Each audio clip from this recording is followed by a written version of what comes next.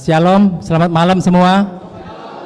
FGB Man, be strong in the Lord. LOF, be strong in the Lord. Haleluya. Sebelum saya mau memulai kesaksian, perkenalkan nama saya Bambang Darno Projo dan ini di sebelah saya istri saya. Maskernya boleh dibuka? Namanya Yuliana, nanti mungkin dia akan juga memberikan sedikit kesaksian. Saya dikaruniai 2 orang anak, 1 putri dan 1 putra. Pekerjaan saya di bidang kontraktor tiang pancang. Jadi saya banyak dikasih pekerjaan sama Pak Alek. Dan yang membawa saya ke dalam wadah FGB ini ya Pak Alek ini gitu. Saya ditangkap Tuhan oleh Pak Alek seperti itu. Jadi saya mau bersaksi bagaimana Tuhan yang begitu sempurna membentuk saya, kebaikan Tuhan yang luar biasa yang sudah saya alami seperti itu. Sebelum saya bergabung di dalam wadah FGB, saya ini adalah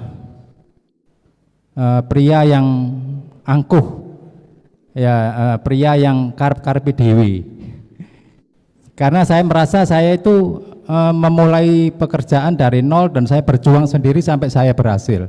Saya cukup diberkati, tapi bukan berarti saya bisa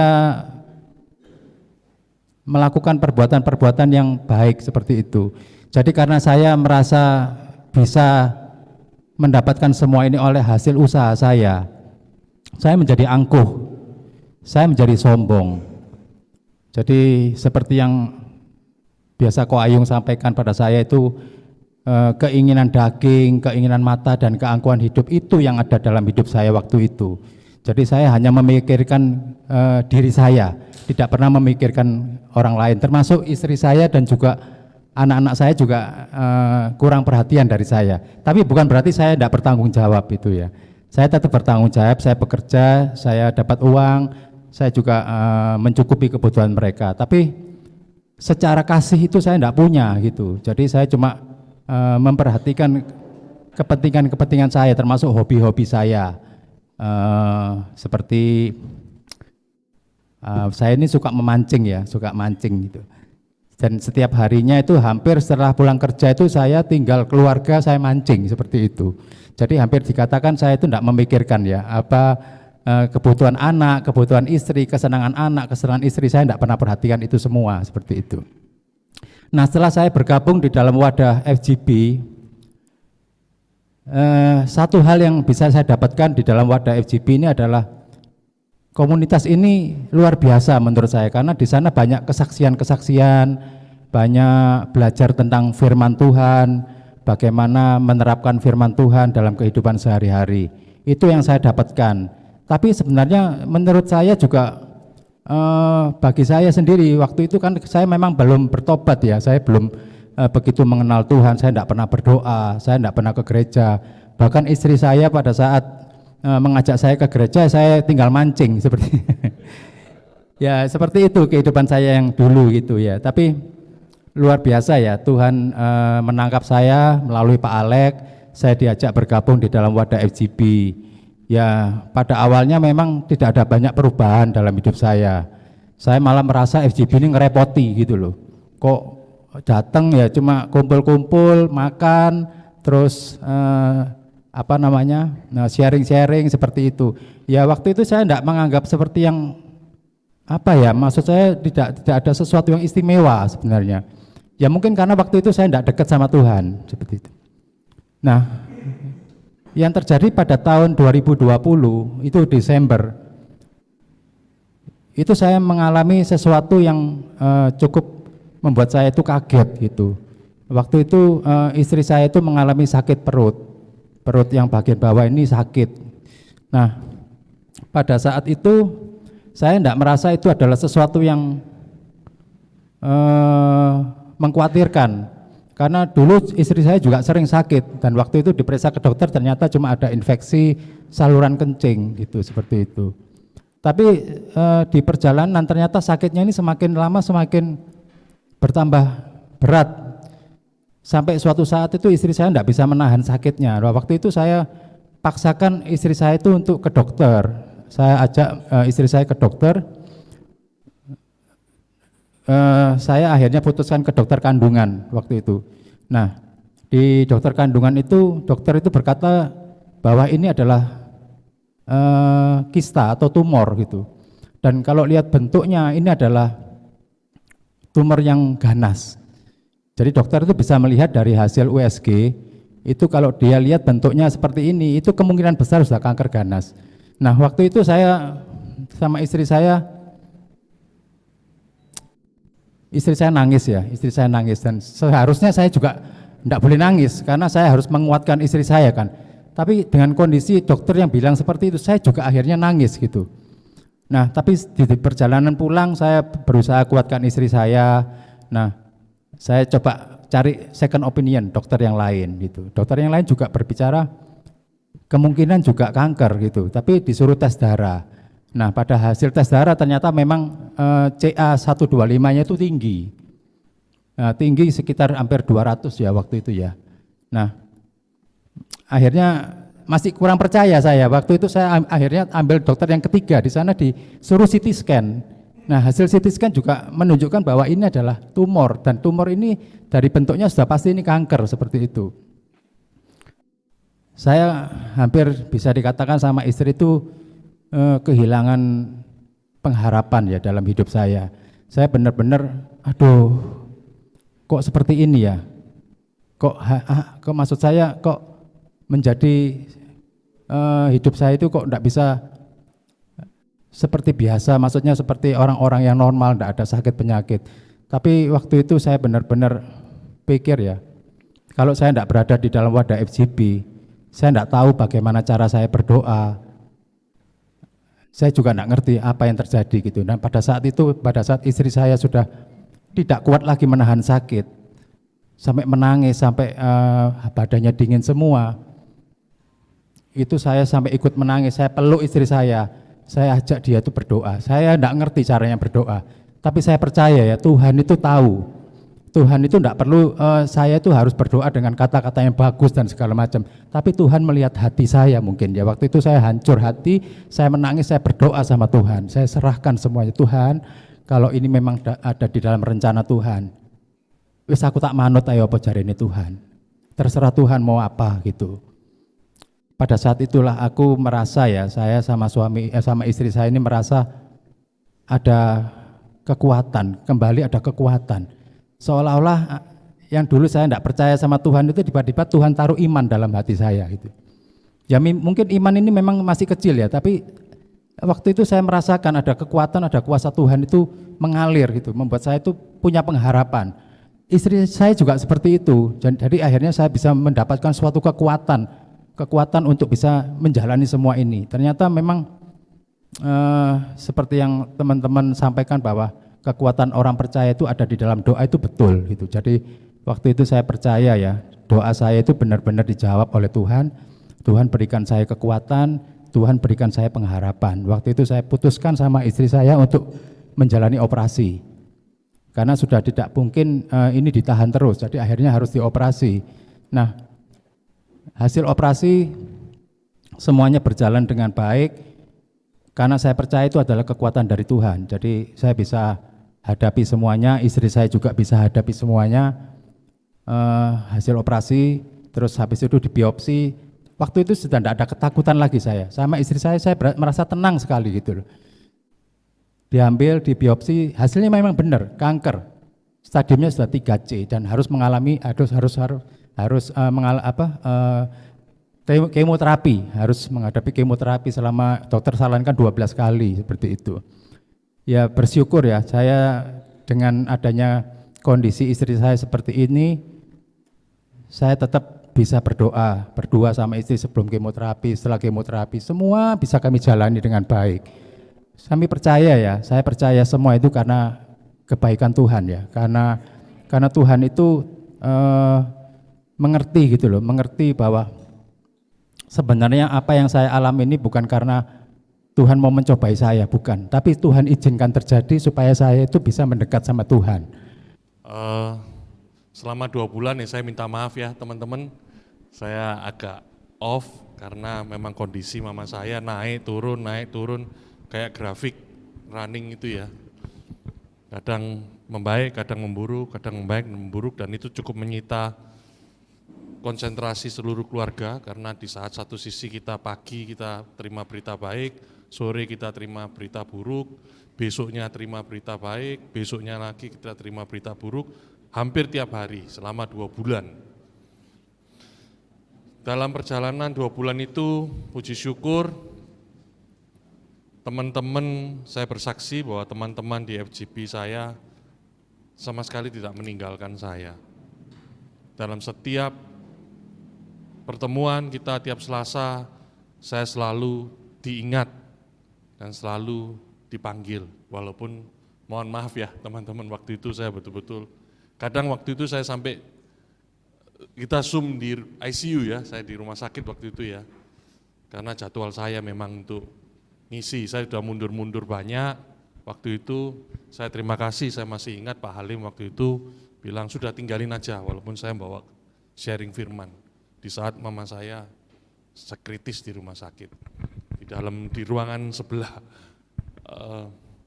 Tapi saya hari ini berdiri di sini, saya bersaksi bahwa komunitas ini memang beda daripada yang lain. Saya bilang, bahkan teman-teman, saya sudah kasih tahu jam besuk itu jam 11 sampai jam 11 sampai jam 12 kalau siang, kalau sore jam 5 sampai jam 6 ya, di ICU kan nggak bisa besuk, tapi semangat teman-teman ini luar biasa. Sampai jam 8 malam pun datang. Itu Pak Suprianto sama Pak Budi itu saya bilang, wah luar biasa nih.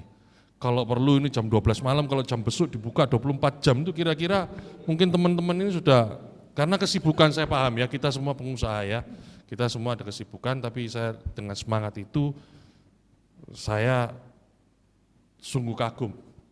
Tepuk tangan dong.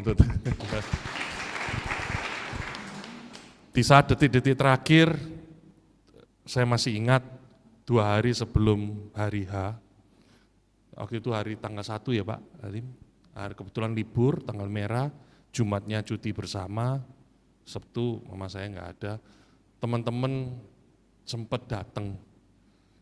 Walaupun kita bisa berdoa, hanya bisa berdoa lewat di luar kaca di National Hospital ICU, cuma bisa dilihat dari depan kaca.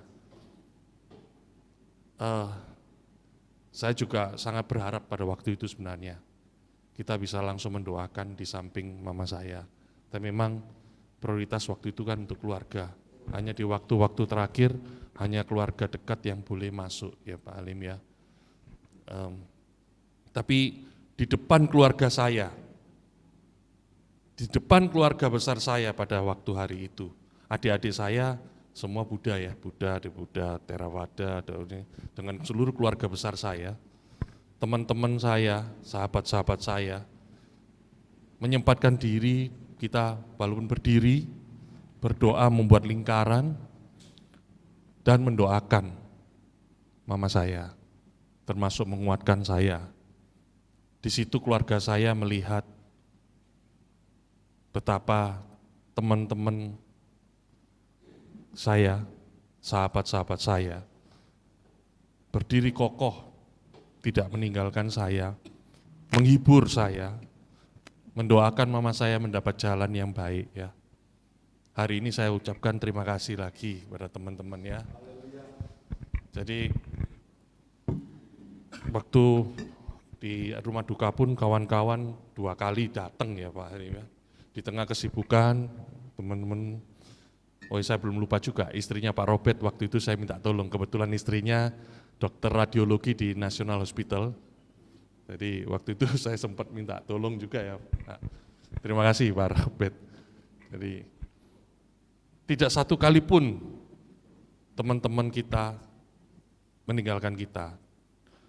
Dan setiap anggota yang berkesusahan di grup kita kebetulan ya, seringkali kita juga membantu dalam doa, membantu pikiran, tenaga.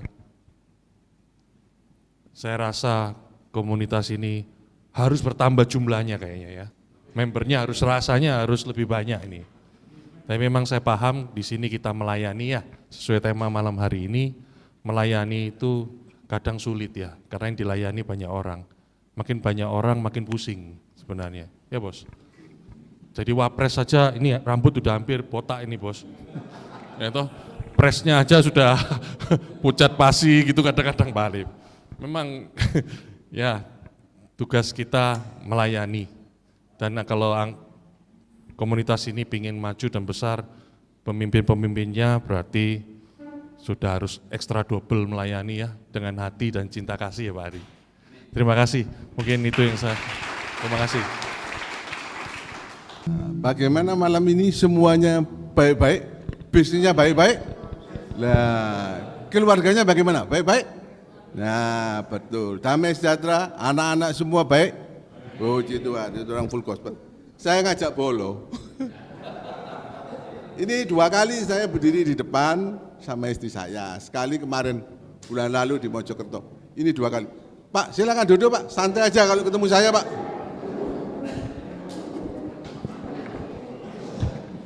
Santai. Soalnya saya juga nggak pinter-pinter amat sih.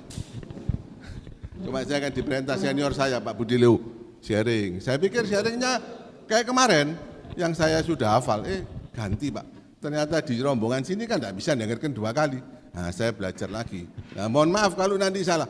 Pak Bos Alex. Siap Pak Bos Hendro. Mohon maaf ya, mohon maaf.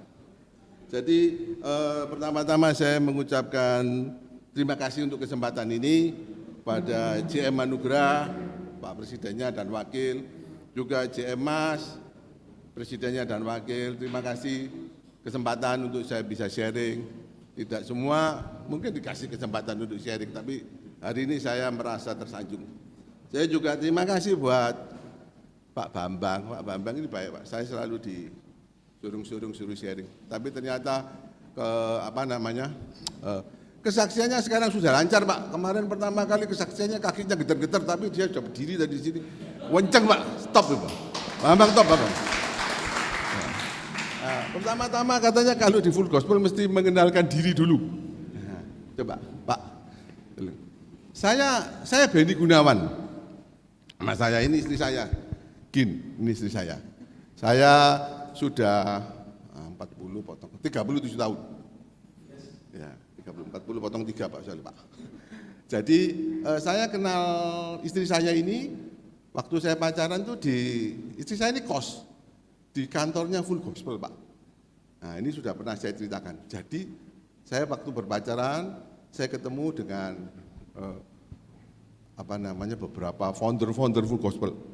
Lah istri saya ini punya kakak, jadi saya ini iparnya Pak Ishak Panutama yang Mojokerto chapter. Saya ini iparnya. Ini adiknya istrinya Pak Ishak. Nah, papanya Pak Ishak itu kan Benyamin Tanutama almarhum itu kan termasuk salah satu founder full gospel ada di sini. Nah, di Indonesia. Nah, jadi saya sering ketemu kan di kantor itu. Ya mereka suka tanya kapan masuk full gospel. Saya bilang saya kan masih sekolah, saya baru kerja, baru mau lulus, belum lulus dari waktu itu. Saya bilang, wah buat apa Pak? Ini orang kaya-kaya semua Pak. Udah, orangnya baik-baik sih orang tua-tua. Udah. Nah, suatu saat itu kan ada majalah Voice. Saya kebetulan waktu itu pernah ngomong sama dia, saya ini kehilangan dompet. Dompet saya itu, saya ini baru pertama kali kerja untuk ujian akhir. Jadi saya kerja di Kendari, setelah setengah tahun saya pulang, saya baru bawa uang. Ketinggalan di taksinya bandara. Nah itu kan suatu mujizat, saya datangi ke tempat taksi itu dibilangi, ketemu. Nah itu kan luar biasa. Nah, habis itu saya setiap kali ketemu orang-orang yang ada di kantor full gospel itu, saya suruh masukkan majalah Voice. Saya enggak mengerti, tapi masukkan enggak itu akhirnya. Kesaksian saja sama mereka. Nah, tapi saya beruntung punya istri saya ini. Istri saya ini, mohon maaf Pak, enggak pamer Pak. Dia yang translate bukunya yang Bapak baca itu dia. Jadi saya ikut full gospel Pak. Kalau dia enggak translate, saya enggak ikut. Jadi itu semua sudah rencana Tuhan. Ikut sudah saudara semua di sini, ini rencana Tuhan. Saudara masuk anggota member Full Gospel, rencana Tuhan. Kalau enggak, saudara di kafe hari ini. Saya juga di kafe, kongko-kongko, mungkin saya ketemu Pak Halim, ketemu Pak Weli, ketemu siapa, lagi di kafe, kongko-kongko. Nah, bisa. Tapi malam ini karena semua ini dipilih dan direncanakan Tuhan, ada di sini, Mimapan, gitu, malam ini. Baik Pak, ini keluarga saya.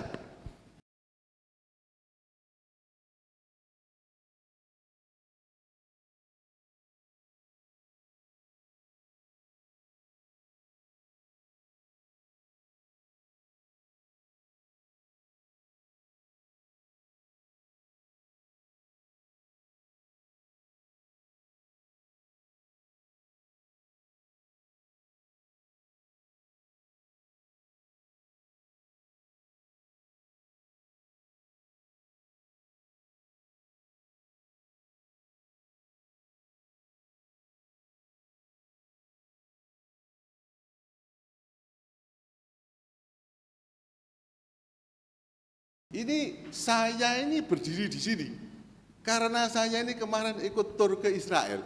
Ini teman saya semua. Ini kalau ini ada tur apa hamba Tuhan, ada coach, semuanya. Saya ikut bersama anak saya. Saya hampir batal saya. Saya hampir batal. Soalnya saya waktu itu harus menyelesaikan kerjaan. Nah, karena saya hampir batal, saya akhirnya diajak. Nggak tahunya saya ketemu sama teman-teman yang luar biasa. Ini muda-muda Pak. Tapi ini yang sudah hampir terjadi. Kalau tadi saya dengar kesaksiannya Pak Erwin Maloda, ini sama Pak. Yang kemarin kita siarkan di mana? Di Win Hotel itu sama Pak, sama, hampir sama. Itu kesatuan melayani Pak. Nah dari sini saya mulai berubah. Saya dulu, mohon maaf Pak, males Pak aku datang gini Pak. Saya kerja tuh, pulang malam saya pulang lah. Makan atau mainan sama cucu. Tapi sekarang saya pikir harusnya jangan begini lah. Harusnya begitulah. Nah seperti saya ada di sini gitu Pak. Nah seperti itu. Nah saya hampir batal, tapi akhirnya saya berangkat dan saya masuk di satu kelompok ini. Dan kelompok ini memang luar biasa. Kita menyebutnya itu di BIS 23. Jadi sampai saat ini bila teman-teman di situ mengadakan, dia bagi berbicara di gerejanya masing-masing, kami hadir untuk menyemangati dia. Dan dia juga menyemangati saya bila saya butuh sharing seperti yang malam ini, mereka membantu memberi firman-firman. Ini luar biasa. Nah, saya waktu mau berangkat, saya pernah bicara sama Tuhan, kalau saya pergi, saya kepengen ke Israel, tapi kira-kira, saya kan dulu masih egois, saya dapat apa? Artinya kan tidak boleh bicara begitu. Kalau kita pergi, saya bisa berbuat apa? Tapi kalau saya dulu, ya ini kan pasti Maret Pak, ya 3 bulan. Saya masih berpikir saya dapat apa? Nah, ada 4 poin yang saya dapatkan. Saya mendapatkan bahasa roh saya kembali. Saya baptis Islam sama istri saya. Saya baptis Islam. Yang ketiga, setiap kali firman itu diucapkan atau diadakan pada waktu kebaktian, selalu menguatkan saya. Saya ini kan partir Pak. Berapa tahun ini? Saya tidur ini paling berapa jam Pak, saya nggak bisa tidur kok. Nah, menguatkan saya, sebetulnya masalah nggak bisa tidur ini bukan suatu hal yang menakutkan, ya, cuma kepikiran aja. Kepikiran. Saya orangnya gampang kepikiran. Nah, yang ketiga saya selalu mendapatkan sesuatu yang di luar pikiran saya. Loh, kok bisa begitu? Kok bisa begitu? Ternyata Tuhan bawa pada acara tersebut, saya menjadi suatu perubahan yang luar biasa. Detailnya ini lebih pintar.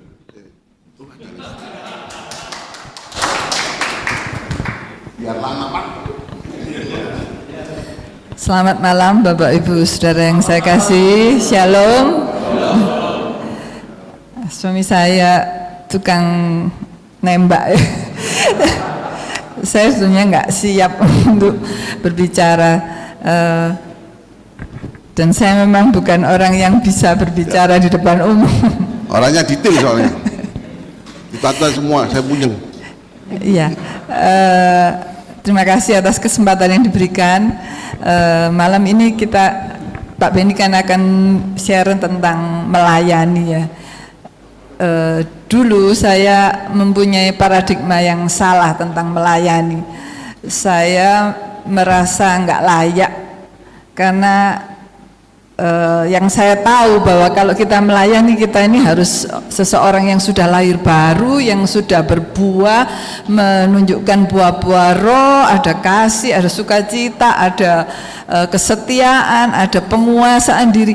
Nah, di sini saya masih belum lulus ya, jadi saya merasa diri saya ini nggak layak. Apalagi di LOF kita diberi seperti ayat ya yang ada di 1 Timotius 3 ayat 2 dan 4, dikatakan kalau seorang penatua itu haruslah seorang yang tidak bercacat, suami dari satu istri, yang suka memberi tumpangan, pandai mengajar orang, tidak pemarah, tidak peminum dan sebagainya, bukan hamba uang, dan seorang kepala keluarga yang dihormati oleh anak-anaknya, seperti itu. Jadi saya merasa kami berdua belum layak lah melayani seperti itu ya, karena nanti jangan-jangan kita itu seperti gajah di belangkoni ya Bapak Ibu, kita cuma ngomong aja tapi nggak bisa ngelakoni, kan malu atau tidak mempermuliakan nama Tuhan, itu yang sangat saya takutkan. Tetapi dengan bergabung di wadah LOF, saya kadang-kadang dipaksa untuk melayani, tetapi bukan untuk sharing firman ya, untuk sesuatu yang lain. Dan dengan di situ saya mendapatkan bahwa kita dibawa satu langkah demi langkah untuk menjadi lebih baik. Dan waktu kami berada di BIS 23 yang tadi diceritakan itu, kami juga merasa bahwa mereka adalah orang-orang muda, mereka juga para pengusaha, banyak pengusaha dan profesional juga. Mereka bukan orang yang udah mau retire, yang udah nganggur-nganggur, enggak. Tapi mereka itu begitu berapi-api melayani Tuhan. Dan sebaliknya mereka kalau guyon ya lepas ya Bapak Ibu, bukan seorang yang jaim, yang nggak mau kumpul atau gimana, yang sangat rohani, bukan seperti itu. Tapi mereka begitu menunjukkan kehangatan waktu melayani, mereka menyediakan diri untuk melakukan apa saja.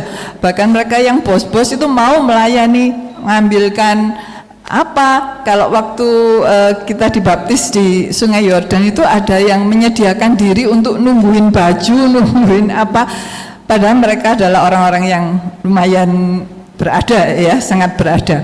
Nah dari situ juga saya mendapatkan satu pelajaran bahwa sebetulnya melayani itu mungkin kita nggak harus nunggu sampai kita bisa melakukan semuanya, bisa berbuah, bisa tidak bercacat dan sebagainya. Kalau nunggu itu semua ya mungkin banyak diantara kita yang masih belum lulus mungkin ya, terutama saya pasti belum lulus.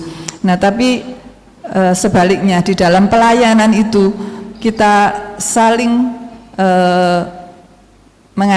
saling mengingatkan, saling mendukung, tapi juga mungkin saling menyinggung dan sebagainya. Justru disitulah tempat kita berlatih, kita mendapatkan suatu wadah untuk kita menyatakan, memberikan kasih, memberikan perhatian, tetapi sebaliknya juga harus merupakan suatu tempat untuk mempraktekkan pengampunan dan juga tempat untuk mempraktekkan merendahkan diri bersama teman-teman.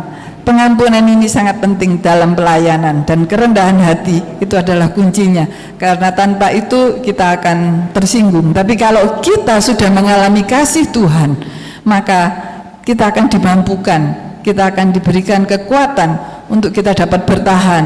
Kita bahkan melihat bahwa semua itu baik untuk memajukan kita, juga untuk membuat karakter kita semakin seperti Kristus. Terima kasih. Jamin dong? Tidak mau tapi dia. Saya padahal ya tidak pinter-pinter amat, pinter dia. Saya tak duduk ya, saya bawa kerpean Pak, saya nggak bisa bawa kerpek. Nah, mohon maaf Pak, saya duduk, kerpeannya banyak.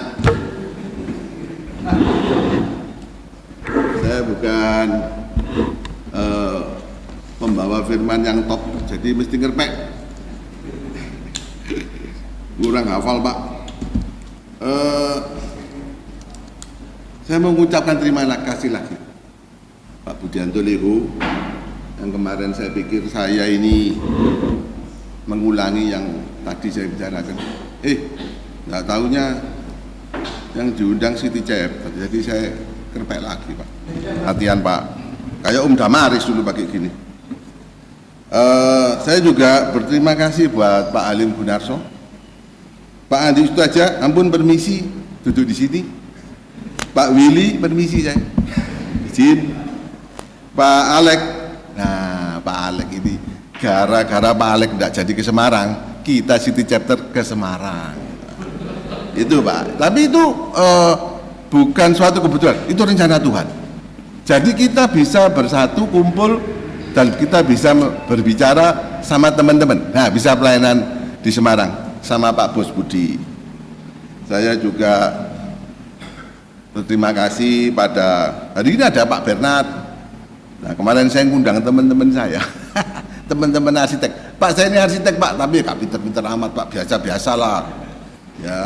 Terus ada lagi teman-teman saya dulu masih kecil, dan teman-teman makan saya kemarin tak undangi Pak. Tak bilangi tolong saya dikritik, kalau saya salah WA saya. Ini Pak.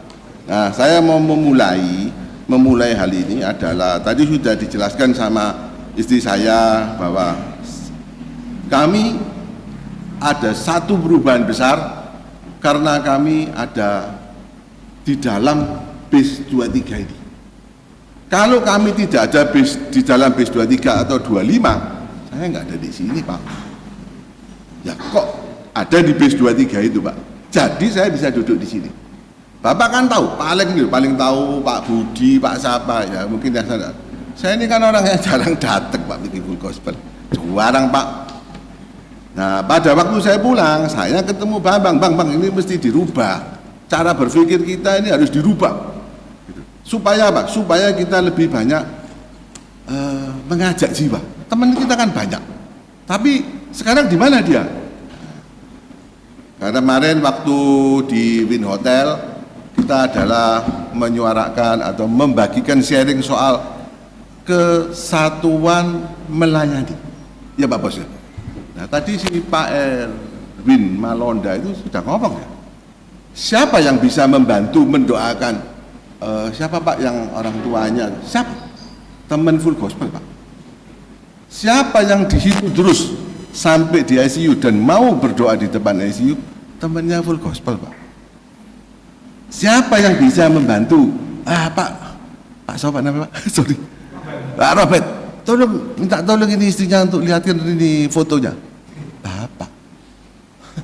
Karena apa? Di dalam satu wadah ini. Loh, kalau wadahnya lain, ya beda Pak. Kalau kita tidak duduk di sini, duduk di sana, ya beda Pak. Kan sedang-sedang Pak ngopi. Nah, gitu Pak. Karena itu saya terakhir ngomong sama Pak Bambang, presiden saya ini, ayo kita coba merubah pemikiran kita. Bagaimana kita bisa menjaring jiwa lebih baik. Dari mana kita berawal? Dari kita. Nah, tadi sudah disebutkan, ini tadi JM Anugerah sama JM Mas ini luar biasa ini. Ini luar biasa. Kesaksiannya tadinya luar biasa. Tapi kesaksiannya Pak Bambang ya luar biasa loh Pak. Itu kesaksian real yang dia terima. Kesaksiannya Pak Erwin juga real. Nah, saya berapa kali ini memang saya kepingin membagi firman ini sharing soal melayani Pak. Karena saya merasa dari sana saya dilayani. Kenapa kok sekarang saya tidak melayani? Ini Pak poinnya. Kenapa kok harus melayani? Gini Pak, kalau Bapak lihat di dalam Matius 20 ayat 28, coba Bapak. Sama seperti anak manusia datang bukan untuk dilayani, melainkan untuk melayani dan untuk memberikan nyawanya menjadi tebusan bagi banyak orang. Matius 20 ayat 28. Nanti kalau di rumah agak santai dikit dibaca lagi, diulang lagi. Pak bicara soal melayani, Pak ya. Melayani ini kan sulit-sulit mudah, gampang-gampang susah. Saya bisa melayani Pak Alex karena saya kepikir mendapatkan proyeknya Pak Alex. Saya melayani. Pak Alex kemana? Ayo Pak, antar dong Pak. Oh mau ke Semarang, oke Pak, aku ikut. Padahal saya tidak ada kepentingan.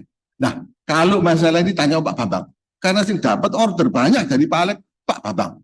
Nah, dulu dia bagaimana melayani Pak Alex? Kok bisa Pak Alex sekarang ngasih kerjaan terus sama Bambang? Saya tidak melayani Pak Alex, jadi saya tidak dikasih order. Ya maklum. Nah, tapi Bambang sudah berubah Pak, sorry Pak. Saya ini Pak, sorry, ini melenceng dikit. Saya ini pernah ngomong sama istri saya. Bambang ini melayani belara, melayani mbok konsentrasi apa melayani full gospel iki ya wis ini melayani ya wis ini tekunono itu belara. Tapi mohon maaf Pak Bambang, saya habis ditegur Tuhan bahwa melayani itu harus siap. Saudara harus melayani dengan baik. Saudara bukan melayani hanya seperti yang tadi saya cerita, bukan. Pak Bambang ini melakukan pelayanan itu siap melayani. Dia tidak peduli apa. Pak Sulawesi, apa Kalimantan, berangkat dia. Kak Pronojiwo, berangkat dia. Kalau saya dia, ayo Pak Beni ikut, enggak. Apa itu? Saya tidak di situ, kan begitu. Saya itu Pak. Tapi ternyata tidak begitu. Ternyata itu yang dilakukan Pak Bambang ini betul Pak. Ternyata itu betul Pak. Kenapa? Kenapa betul? Karena begini Pak.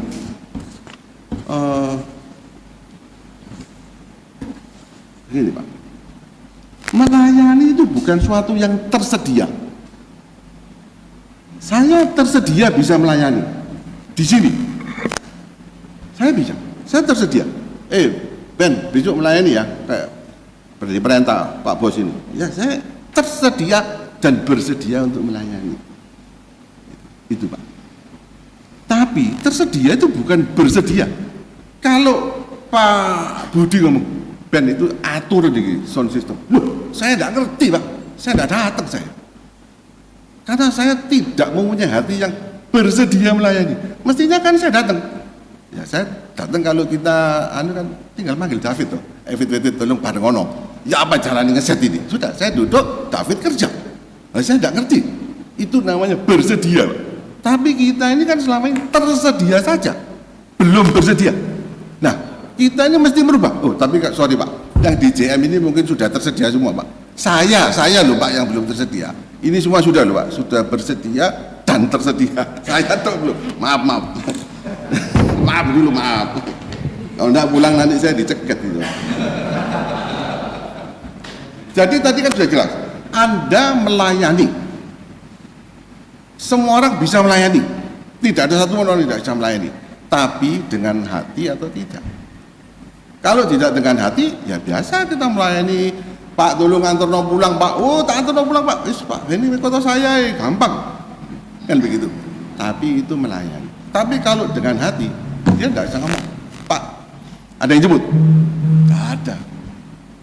Tak pernah dia. Nah, kan gitu Pak. Itu dia mempunyai hati. Kalau sekarang Anda melayani dan bisa melayani tanpa hati, bisa yang tadi bilang. Namun Anda pasti melayani kalau memiliki hati. Kalau Anda memiliki hati itu otomatis Pak. Melayani itu sudah suatu hal yang otomatis saja.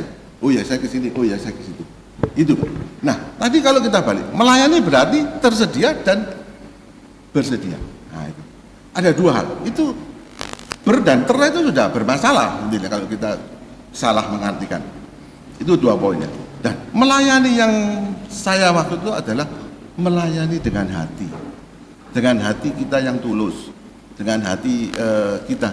Tadi saya bilang melayani enggak mudah ya. Apakah saudara-saudara sekalian bisa melayani omong kosong lah seperti saya sharing-sharing ini? Tidak bisa. Tapi kan bisa melayani seperti Pak David, seperti pemain gitar, seperti ini melayani semua. Nyanyi, ngatur setting ini melayani semua. tidak perlu imbalan maupun sesuatu yang berbeda, yang sesuatu yang akan dia terima, itu sudah melayani, Pak. Nah, kalau kita ini mau melayani seperti tadi di ayat 25, kita ini harus serius betul. Kita serius mau melayani. Kita tidak bisa kayak saya melayani nanti datang di full gospel, Kitty chapter itu, Pak. Saya datang sebulan 2 kali, tidak datang 4 bulan. Saya kalau tidak datang, nanti ditelepon, datang. Kenapa? Sungkan. Saya muncul, datang 1 kali, besok tidak muncul lagi 2 bulan. Itu saya. Tapi saya harap yang ada di sini datang terus kalau ada, ya Pak ya. Nah, itu tadi dengan serius, Pak. Melayani Tuhan adalah suatu cara ya, atau agar kita bisa mengalami dan membagikan kasih dan berkat Tuhan. Dan setelah sebetulnya bertumbuh iman kita. Gini, saudara melayani itu ada sesuatu hal yang Anda beri dan Anda terima. Ingat dulu ini. Tidak mungkin Anda cuma memberi pelayanan, tidak ada yang tidak terima. Ada balikannya.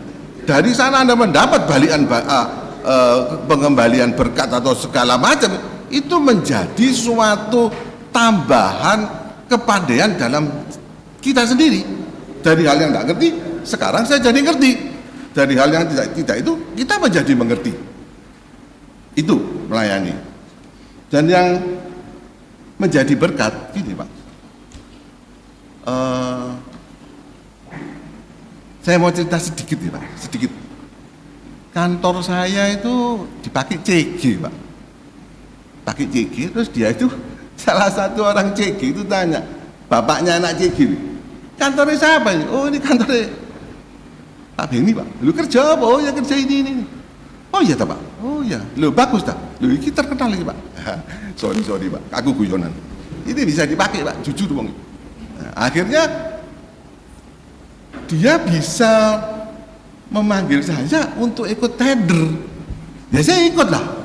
Kebetulan yang MK-nya saya kenal, ya saya ikut aja. Saya ikut, saya dikenalkan oleh hamba Tuhan yang di CG itu. Saya pikir, wah ya ini kan kuat ini saya di backup sama hamba Tuhan ini. Tapi singkat kata saya menang tender itu. Saya cuma meminjamkan tempat saja. Saya juga nggak tahu orang yang CG di situ. Saya tidak pernah ketemu. Saya juga nggak tahu, tapi hamba Tuhan itu saya sering ketemu. Hamba Tuhan itu ada Pak. Saya paling respect sama orang. Bisa Pak, sing tadi. Hamba Tuhan ini saya paling respect Pak. Orang ini melayani tanpa sesuatu, ini orang rendah hati. Jangan Pak. Bapak bisa melakukan ini. Tapi ini tidak mudah. Ini salah satu hamba Tuhan di gereja sesuatu gereja. Ini. Bisa kita jongkok terus main tepuk ini sama anak kecil. Belum tentu Pak, saya tidak sanggup Pak. Dia bisa dia kalau gitu. Bisa. Tidak bisa saya Pak. Mungkin semua ada yang beberapa yang bisa, tapi ini hal yang sulit. Saya selalu ngomong sama teman-teman, kalau Anda pegang kendali di gereja, haruslah menjadi hamba Tuhan yang bisa berdiri di muka pintunya. Pada waktu jemaat keluar, Anda menyapa jemaat itu akan membuat orang itu akan kembali lagi. Saya nggak sanggup Pak, saya sanggup gini-gini ya Pak, tinggal tulis. Mari Pak, itu penjelasannya Pak. Bagaimana sekarang tadi kan sudah saya jelaskan melayanan dengan hati dan melayani tidak dengan hati. Saya mau bicarakan adalah melayani dengan hati. Ada 5 hal Pak, tapi saya bahas 3 saja Pak. Kalau 5 Bapak nggak pulang tuh sampai malam. 3 saja. Gini Pak, gini Pak Bu. Mengapa kok kita harus bisa melayani dengan hati? Kenapa kita dipilih Tuhan untuk melayani dengan hati? Kenapa? Karena kita ini sudah diciptakan, diselamatkan, dan dipanggil untuk melayani. Loh ini loh, dipanggil, loh yang tidak dipanggil banyak. Januari saya tidak dipanggil, Februari saya tidak dipanggil, Maret awal saya tidak dipanggil. Saya dipanggil pada waktu saya pulang ke Indonesia. Saya dipanggil, loh kamu mari lihat, kamu tidak malu tak? Oh iya Tuhan, ampun. Saya pulang ketemu Bang mesti gini. Saya ini kan orangnya tidak kantian gitu. Nah, Bang ya gopo lihat saya. Tapi saya mikir, wah gini, tak terus kayak gini, ini senior pada ngamuk. Nah saya diem, saya ngalah, ikut. Dan sampai ada suatu kesempatan di mana Pak Alex memberi kesempatan untuk tim kita ikut. Ya sudah ikut Pak, karena tim kita tidak ada yang waktu itu masuk seperti Pak Erwin masuk ICU, gak ada. Nah itu ada Pak di Surabaya natos, kumpul natos. Intinya berkumpul, satu visi, satu misi, satu pikiran, itu Pak. Yang kedua Pak, kita ini tadi kan sudah jelas, kita diselamatkan, ditebus, maka kita diperintahkan oleh Tuhan Pak untuk melayani sesama. Kita kan melayani sesama Pak, gak mungkin kita melayani siapalah di luar sesama, kita melayani sesama. Ini mudah buat kita Pak. Kenapa mudah? Karena kita sama-sama pengusaha, bahasanya ini gampang. Kalau kita ngomong pengusaha dengan siapa gitu, kan sulit ini. Nah, pengusaha ketemu kita. Jadi kita bisa melayani dengan sesama dengan mudah. Yang ketiga Pak, kan Bapak selalu pikir, waduh melayani, doa yang tidak bisa kok melayani. Loh Pak, nggak boleh kan ngomong kayak gitu. Bapak tidak bisa doa, Bapak mesti belajar. Loh ya apa Pak ngomong be Tuhan? Bapak doa tidak iso. Bapak cuma doa makan, Tuhan terima kasih, berkati makan ini. Dalam nama Yesus, amin. Enggak ngono deh, belajar. Mentornya banyak ini. Pak Halim, Pak Willy, Pak Andi Suteja, itu Pak Jagoan Toro. Itu belajar supaya bisa berdoa. Kedua, belajar kesaksian. Belajar Pak, jangan saya bercerita. Pak Bambang itu Pak, saksian kaki gini-gini terus Pak. Saya lihat di sebelah gini terus saya. Sekarang dia berdiri sama istrinya. Enggak ono gede Pak. Loh, ini sudah belajar. Dia belajar Pak. Nah, kalau kita mau belajar, maka kita akan dipegangi oleh Tuhan. Akan karunianya apa? Oh sekarang saya bisa kesaksian lebih enak.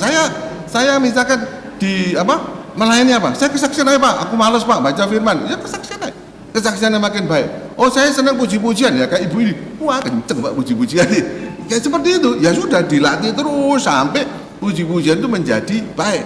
Dan nanti waktu dia memuji, banyak hati yang tersentuh. Ya itu dia melayani saya. Nah, kemudian Pak, kemampuannya Tuhan akan berikan. Tuhan akan berikan kemampuan tanpa Anda minta. Kalau Anda minta, lebih-lebih kemampuan itu Anda terima. Nah, ini bagaimana kita melayani. Jadi 3 poin, mestinya ada 2 poin lagi. Bagaimana kita bisa berkesempatan untuk menjadi berkat. Yang kelima adalah sarana untuk mendewasakan. Karena Anda baca gini, saya ini menjadi lebih dewasa. Karena saya mulai membaca firman. Kalau enggak kan saya enggak baca firman, aku kerja Pak. Gitu. Mungkin saya di mana saya lagi. Tapi ini, Anda mulai belajar, kan dapat ilmu. Wah ini gini, nah dapat ini. Nah ini yang menjadi kita lebih dewasa. Kita menghadapi sesuatu. Oh iya, enggak sih, jangan begitulah. Kita coba berdiam. Oh ya, enggak, jangan dibales, kita diam aja dulu. Nah, seperti itu Pak. Itu yang poin yang melayani dengan hati Pak.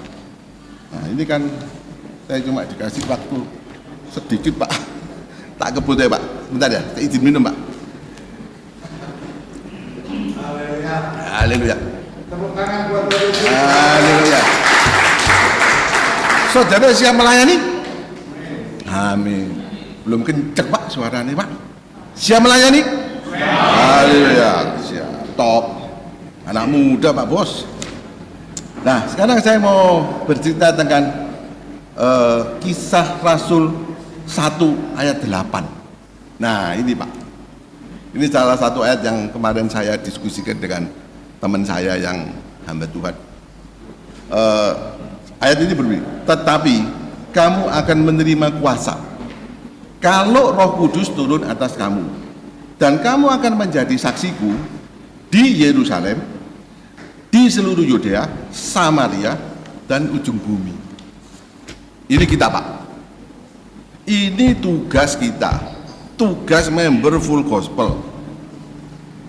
Bukan tugas hamba-hamba Tuhan yang ada besar-besar. Tugas kita. Penting ini. Nah, pertama Pak, kenapa kok Yerusalem dulu? Yerusalem menceritakan apa? Menceritakan keluarga kita. Anda harus memperkuat anak, istri, anak mantu, cucu sampai betul-betul dia kuat. Kalau dia sudah betul-betul mengerti pelayanan itu apa, pada waktu dia di marketplace, dia akan melakukan persis apa yang Tuhan kehendaki. Nomor satu, Pak, keluarga, Pak. Nomor dua, Pak, nomor dua itu adalah menjadi saksi Tuhan. Saudara ini kan saksi Tuhan. Kemana, ayo ikut full gospel, ayo ikut ini kan saksi Tuhan. Dia akan menjadi saksi Tuhan pada waktu dia dilepas di marketplace. Ini kita bicara soal Yerusalem. Yang ketiga, keluarga ini menjadi suatu tempat di mana kita ini melatih. Oh ya, anak kita ada masalah, tanya sama kita memberi jalan keluar. Oh ya, kita memberi nasihat, kita memberi sesuatu kepada dia. Nanti pada waktu dia ada masalah, dia akan ingat, oh ya, papa mamanya bicara begini, pengalaman saudaranya menghadapi kerjaan begini. Nah, dia melakukannya semua. Jadi dia siap untuk melakukan itu. Dan yang terakhir, Pak, untuk ini, Pak, ayat ini, keluarga itu menjadi perisai. Kalau keluarga Anda ini baik, damai sejahtera selalu ada di dalam keluarga tersebut, maka tidak ada kuasa iblis yang bisa menerobos. Kalau semua ini sudah Anda bentengi semua keluarga Anda, tidak ada satupun yang bisa menerobos kuasa-kuasa jahat. Kalau itu tidak bisa menerobos, keluarga Anda akan menjadi keluarga yang lebih baik dan baik-baik saja. Ini, Pak, ini penting, Pak. Itu kalau kita bercerita soal tadi ayat Kisah Para Rasul 1. Kita lanjut, Pak. Kedua, Yudea. Yudea ini kita, ini. Dan ngajak ini teman kita, ayo dateng. Itu di Yudea. Orang tua kita, kebetulan saya udah nggak punya orang. Saya punya orang tua sih, saya masih punya mami saya. Mami saya udah tua, 98 deh yang ya. Ya, kita bisa mengajak orang tua kita yang belum kenal Tuhan. Kita kesaksian terus, kesaksian. Kenapa kita tidak bisa melakukan kesaksian? Loh, Anda kalau ketemu saya, Pak, beli nasi gudeg sana, Pak. Loh, kenapa kok tidak pernah mau menyaksikan Tuhan? Loh, ini loh jalan keselamatan. Sing nyelametno orang untuk masuk surga. Loh, ini lebih penting, Pak. Ini adalah hal yang penting. Nah, kita membawa teman-teman kita untuk masuk kembali ke area yang Tuhan kehendaki. Areanya apa? Area di mana mereka mendapatkan banyak sekali hal-hal yang tidak pernah lagi mereka ketahui dan yang sudah pernah mereka ketahui, tapi mereka tidak atau lupa untuk melakukan lagi karena situasi, karena pekerjaan. Oh ya, saya mau cerita pekerjaan. Iblis itu sekarang masuknya bukan ganggu-ganggu, bukan loh. Iblis itu masuknya dalam pekerjaan. Saya kan punya hobi kerja seperti saja. Istri saya, ya orang baik. Istri saya orang baik. Kalau tidak baik mungkin tidak jadi istri saya. Baik, jadi dia diam aja. Tapi kan saya sebagai orang laki kan bisa membaca. Tujuannya apa? Kita ini nggak punya tujuan. Dia selalu bilang, tujuannya apa? Kamu ini seperti berlari maraton tanpa finish. Kalau dia sudah. Jadi kita ini berlari tapi tidak punya finish. Orang nggak punya goal. Oh ya, saya mau beli rumah, saya punya rumahnya ada kolam renangnya, saya punya mau beli ini, itu nggak boleh, Pak. Ini kan tidak kerja terus ya apa senengnya? Ya apa yang kita naik ya? Mau naik kijang seneng, tidak naik kijang seneng, yang penting hasilnya dikit. Nah itu, Pak, itu tanpa goal, Pak. Nah kalau Pak sudah masuk ke Yudea tadi ini, nah Bapak mulai merangkul teman, merangkul family, semua sudah mengenal Tuhan, kita bawa. Kita ini sebetulnya jembatan, Pak. Karena kita ini kan full gospel ini tidak punya satu komunitas gereja atau kan kita mengantarkan saja. Ayo, sudah bertobat, kita antarkan ke sini. Ya ada ya, duduk sini. Kita monitor supaya dia tidak melenceng. Itu tugasnya full gospel. Nah, nanti bila ada sesuatu, kita bisa kumpul, bisa ketemu, bisa bersama-sama. Nah, ini yang saya maksudkan untuk melayani dengan hati, Pak. Yang ketiga, Pak, ini yang paling sulit, Pak. Ini adalah membicarakan tentang Samaria. Saya mungkin di Samaria ini saya tidak bisa melewati. Karena saya masih punya bisa dibilang arogansi, egois, atau merasa kemampuannya lebih. Karena kalau sudah melewati Samaria ini, orang ini dihancurkan semua di bawah. Anda tidak bisa apa-apa, ini sudah hancur-hancur. Bagaimana Anda bisa duduk kumpul sama orang yang pernah makan duit Anda? Orangnya tetap ada, tapi tidak mau bayar utangnya. Tidak mungkin, sulit ini Pak. Bagaimana Anda bisa kumpul sama orang yang bisnisnya abu-abu? Sulit. Bagaimana Anda bisa duduk dengan orang-orang yang mempunyai bisnis kira-kira bisa menjebak kita dalam sesuatu pekerjaan dengan iming-iming keuntungan? Sulit. Ini yang paling sulit. Kalau Samaria ini kita bisa lewati menjadi satu langkah, maka yang terakhir adalah yang keempat tadi, kita sampai ke ujung bumi. Kalau sampai ke ujung bumi sudah nggak usah dipikir Pak, itu Tuhan yang ngatur. Kamu nanti kita bisa ketemu di mana, di Singapura, ketemu orang, kita bisa ngomong, sharing di airport. Ini sudah di luar pemikiran. Ini Tuhan yang mengerjakan. Maka Anda akan bertemu dengan orang-orang besar, bertemu dengan siapapun, bertemu dengan orang yang tidak pernah terpikirkan. Bisa bertemu. Ini adalah yang terakhir. Jadi 4 poin dalam area pelayanan itu adalah itu. Jadi saya coba kasih tip aja. Bagaimana kita bisa masuk ke semuanya ini? Pertama yang kita harus rubah Pak, gaya hidup kita.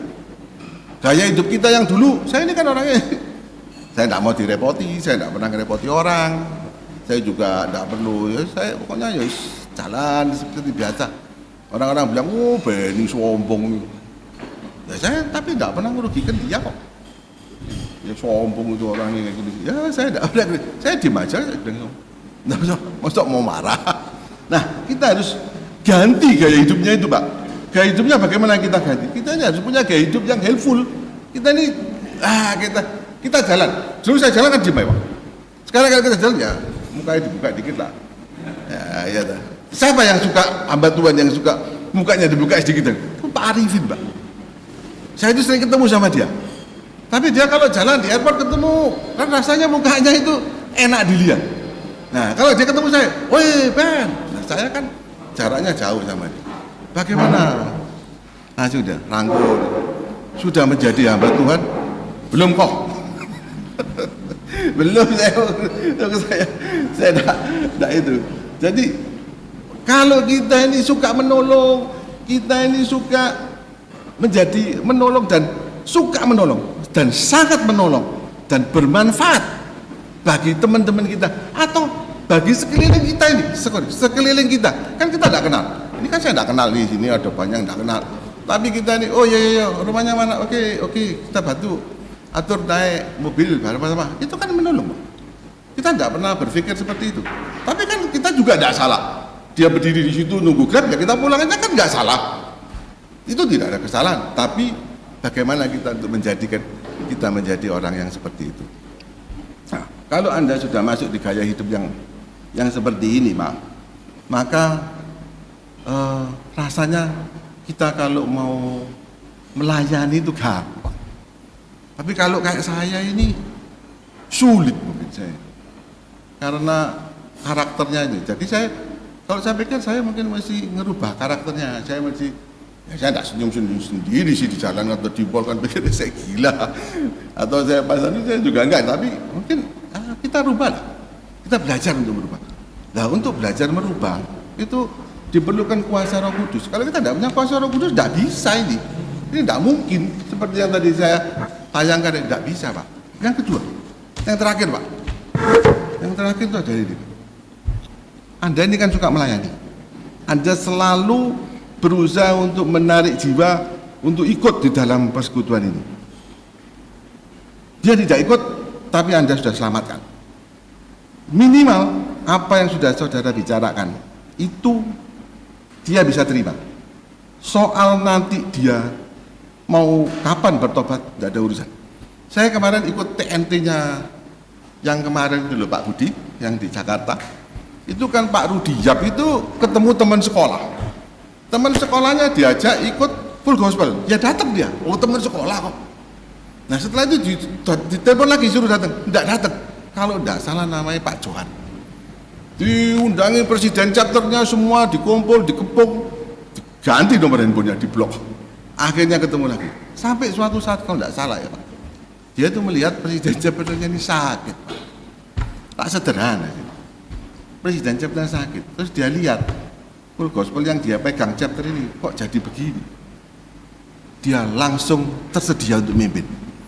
Selain bersedia, dia tersedia. Nah dia mimpin. Itu kan kisah nyata Pak. Kisah nyata. Tapi kalau Pak baca ya, nanti baca di rumah Pak, ini panjang. Kisah Rasul 17, 16 sampai 34 itu jelas Pak. Bagaimana Paulus mau menginjil, dia diam dulu. Ya dengarkan kongko, itu kongko, wah, dia dengarkan toh. Suatu saat begitu dia ada celah masuk, dia masuk.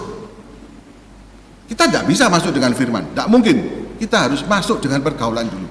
Tapi kita harus berjaga diri. Tadi kan sudah ada tamengnya Pak, yang saya baca di Yerusalem. Tamengnya perisainya sudah dipasang. Bapak masuk. Setelah Bapak masuk, Bapak bicara. Loh, apa ini? Dia kan menjawab gitu, apa ini? Wah saya tidak suka. Tapi ada beberapa orang yang akan tanya, dising tadi diomongin ini apa sih?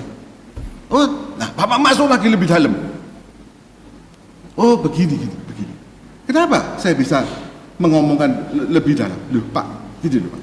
Tuhan, Roh Kudus kalau sudah masuk ke dalam kita, itu bukan berbicara tinggi, lebar, panjang. Itu ruang Pak. Saya bisa mengerti Bapak semua karena saya manusia. Ini ruang. Tapi dalam itu cuma Tuhan Pak. Yang tahu hatinya Pak di dalam itu cuma Tuhan. Tuhan bisa. Tuhan sanggup masuk ke dalam.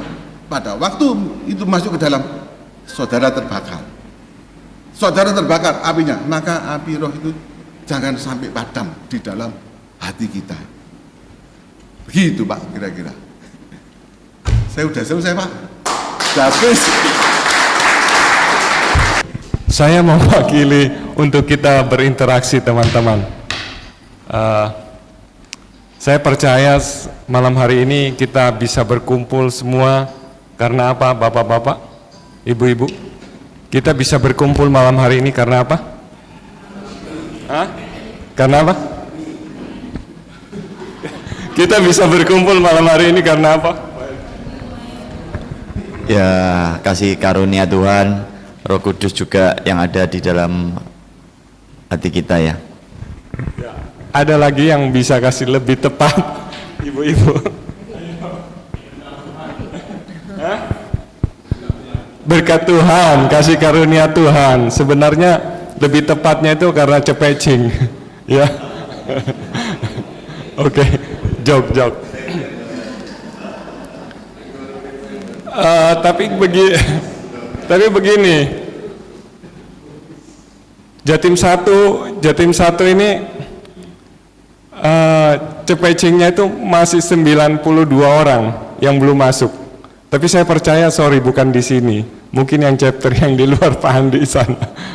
Tapi enggak tahu lagi kalau mereka ada ikut 1-2 orang di sini. Oke, mari kita coba sharing-sharing mengenai melayani. Kita perlu afirmasi ya. Ibu Beni kalau bisa jujur, bukan jujur, kalau bisa saya kepingin tahu, tentu kita kepingin tahu begini, kira-kira melayani di LOF, melayani ibu-ibu LOF, mana jauh lebih sukar daripada melayani seorang Beni Gunawan? Ya. Justru di LOF itu saya diajar banyak untuk menjadi seorang istri yang tunduk pada suami, yang menjadi tiang doa, yang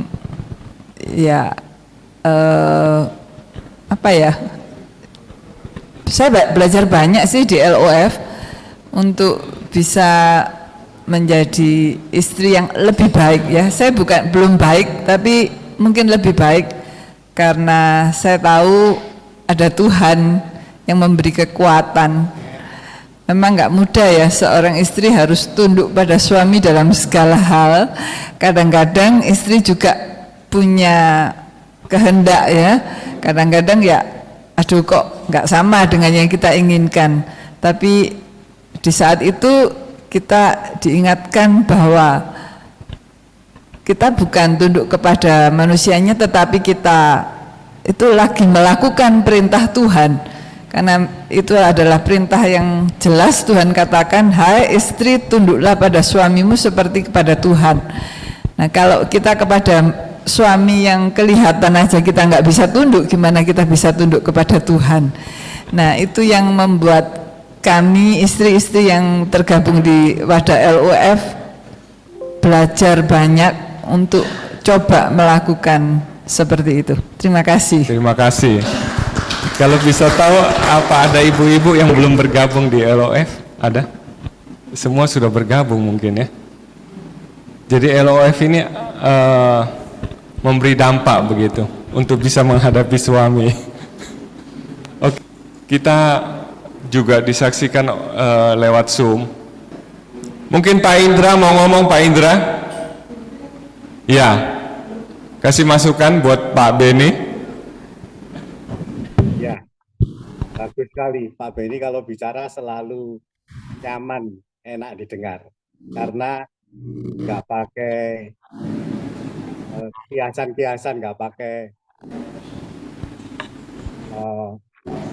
kata yang indah, tapi ya apa adanya. Luar biasa Pak Beni. Pak Beni ini dulu memangnya orangnya agak anggak ya. Sekarang berubah luar biasa. Salut Pak Beni. Ya. Ya. Itu aja Pak Leo. Terima kasih Pak Indra. Mungkin Pak Alamsyah, Pak Alamsyah. Ya. Selamat malam, selamat sore kalau dari sini, waktu di Jerman. Ya. Terima kasih. Saya mendengarkan sharing dari Pak Beni. Saya merasakan karena beberapa hari yang lalu saya bertanya kepada Pak Beni melalui WA secara japri, apa yang berharga yang menjadi warisan, dan pasti ini yang dia berikan hari ini adalah warisan yang terbaik yang dia ingin berikan untuk keluarganya, untuk anak-anaknya. Waktu itu dia menjawab bahwa warisan yang terpenting itu bukan kekayaan, bukan uang dan segalanya, tetapi warisan iman, setia dan jujur, taat kepada Tuhan Yesus. Itu yang paling berharga, dan ini yang dia berikan kepada kita. Terima kasih Pak Beni, juga untuk Ibu yang saya belum kenal. Terima kasih sekali lagi Pak Leo. Ya, makasih Pak Alamsyah. Oke. Dr. Hendro, bisa kasih pengalamannya? Oke, kita dengarkan ya. Pengalaman berdua. Iya.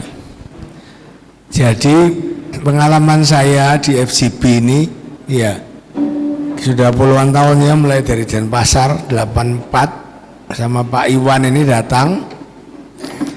Ini teman lama sekali, lama tidak pernah bertemu, sekarang berdomisili di Jember. Nah, pengalaman saya, Full Gospel ini adalah tempat ya suatu fellowship yang intim. Jadi saya bisa ya minta dilayani dalam doa. Ya, pengalaman saya berkali-kali, karena kita itu melayani dengan memberikan hidup kita, maka doa FGB Men itu manjur. Itu saya alami dan saya aminkan. Hampir tidak pernah meleset itu, saudara. Kalau ada masalah, lari ke teman FGB minta didoakan. Wah, saya ini sudah puluhan kali didoakan Pak Bernard itu. Ya, diajarin caranya, diajarin jalan mencapai jalan keluarnya bagaimana begitu. Nah, itu kita bisa melayani sesama teman di dalam doa. Karena itu kalau ada acara begini-begini jangan lupa saling mendoakan. Dan kita juga didoakan. Ya, saya berulang kali loh sama Pak Bernard ini. Contohnya, saya sedang bangun rumah, beli semen 100 sak. Belum dikirim saya sudah buka cek, tahu-tahu harganya naik, ya cek itu cek kontan, cuma belum diambil. Harganya naik, engkonya ndak mau ngirim. Wah, kegi saya. Terus cerita sama Pak Bernard, wes doa aja, nanti ngalah aja, nanti Tuhan memberkati. Pak Bernard mungkin sudah lupa itu, saya bangun rumah tahun 95 itu ya. Iya, tapi puji Tuhan, ternyata kemudian semennya turun lebih rendah lagi. Ya, nah itu contoh jalan keluar di dalam FGP. Dan yang gini-gini ini jangan sampai hilang, saudara. Terus ada intimasi di dalam Tuhan antar sesama teman, begitu. Ya, ada masalah, ayo datang di tengah kita doakan rame-rame. Ya, itu nanti Tuhan tolong. Ya, itu juga melayani. Ya, mengetahui kebutuhan teman. Waktu saya kena likuidasi BHS dulu, juga diajari Pak Bernard. Ayo taruh sertifikat depositonya di tengah. Terus cara doanya gini. Iblis, engkau tahu ini milik anak Tuhan. Engkau harus kembalikan ini kepada Dr. Hendro yang berhak untuk berkat ini, begitu. Numpangi tangan bilet deposito, saudara. Saudara masa punya pengalaman gitu? Saya punya ya. Ya, itu agak strange ya, aneh. Tapi ya kemudian ya saya jadi bendahara nasabah itu yang likuidasi itu sampai ke DPR dan macam-macam. Ya akhirnya kita berhasil membuat tangisan itu menjadi senyuman.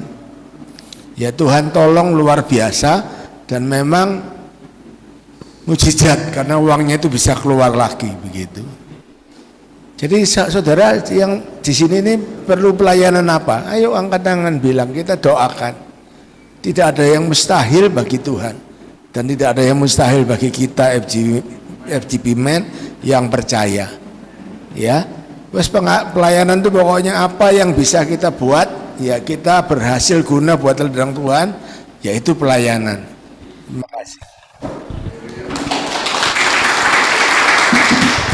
Terima kasih Dr. Hendro.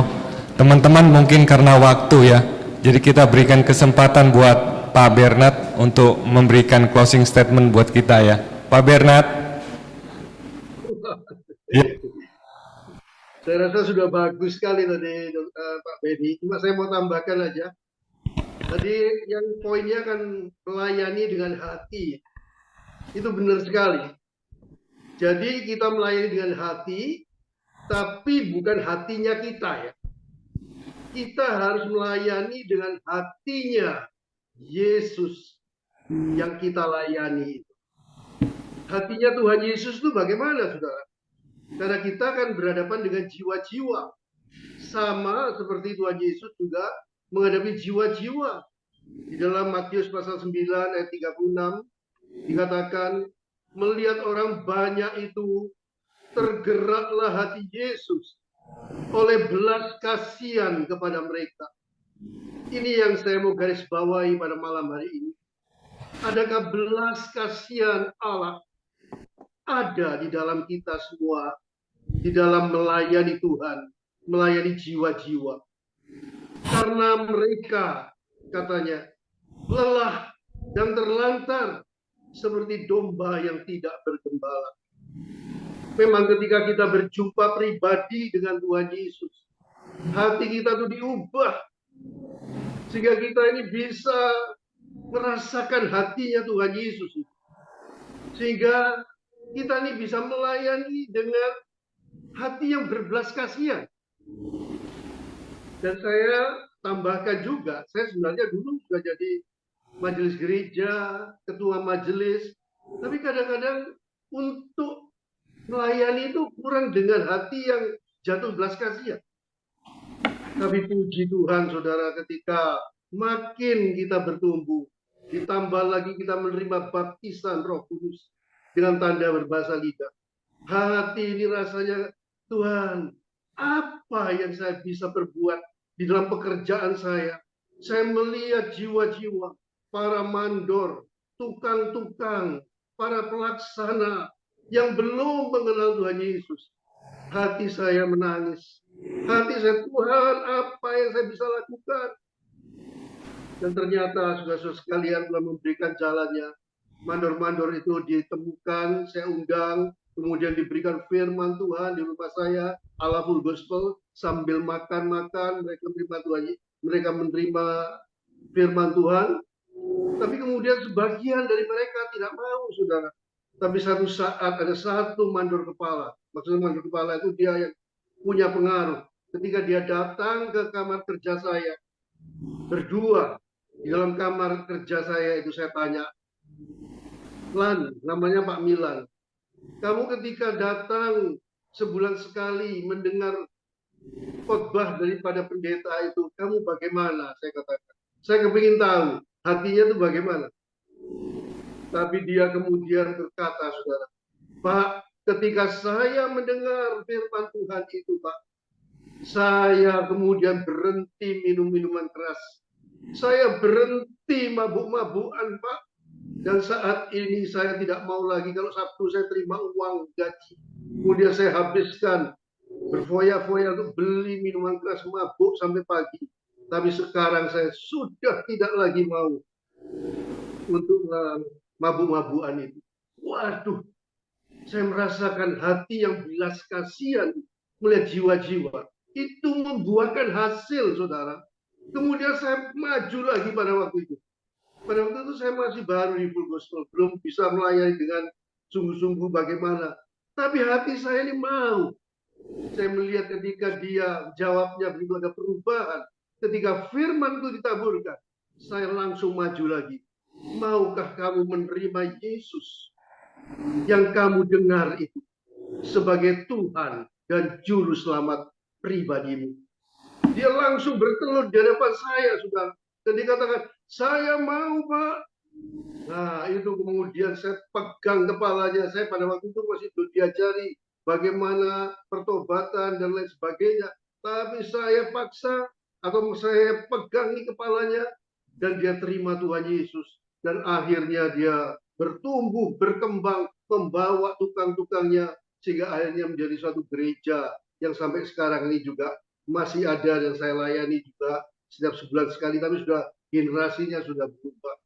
Saudara-saudara sekalian, benar sekali tadi Pak Benny katakan, melayani dengan hati. Kita melihat orang lain yang punya persoalan. Setelah ini untuk menutup ini saya minta nanti Dr. Hendro tolong doakan. Mungkin ada di antara saudara-saudara yang lagi menghadapi persoalan. Ayo kita sama-sama Dr. Hendro mendoakan dengan hati kita. Kalau mereka ada yang dalam keadaan kesulitan keuangan, ada yang dalam keadaan sakit atau persoalan apapun juga, kita taruh hati kita pada mereka dan kita rindu supaya dengan hati kita yang mengasihi, Tuhan menjawab, Tuhan memberikan suatu terobosan, breakthrough. Apa yang kita doakan didengar oleh Tuhan, karena apa yang kita doakan bagi Tuhan tidak ada barang mustahil. Segala sesuatunya mungkin bagi Allah. Haleluya, puji Tuhan. Amin. Terima kasih Pak Bernard. Mungkin acara dari kita sharing cukup. Saya serahkan kembali ke Pak Robert untuk meneruskan. Terima kasih buat Pak Benny dan Ibu yang sudah melayani kita semua.